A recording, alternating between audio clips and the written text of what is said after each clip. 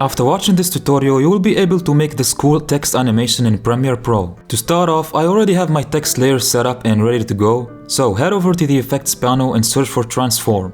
Drag it onto your text layer, and in the effect controls right here, uncheck this setting and change the shutter angle to 360.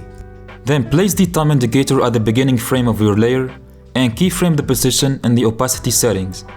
Make sure to change the position of your text slightly to the bottom for the starting keyframe and set the opacity to 0. Now go forward on the timeline for 1 second and reset both of the settings values. Select all of the keyframes that you have and right click them, expand temporal interpolation and click on ease in. Then right click them again and choose ease out this time and expand this arrow right here and copy my graph. Expand the opacity arrow too and remake the same graph. Now nest up your text layer and add the crop effect onto it.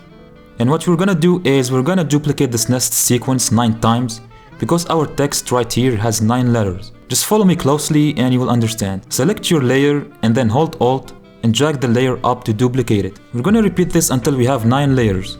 Now select the first layer and in effect controls select the crop effect and basically isolate the first layer like this.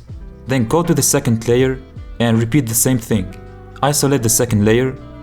And you get the idea. Do this for every letter you have. After doing that, you can zoom in on the timeline and basically move 2 frames forward from the start and drag the second layer towards that point. Move 2 more frames and drag the third layer and so on until you finish doing that for all of the layers you have. And yeah, that's about it for this tutorial. Please like and subscribe. Also feel free to watch this next tutorial.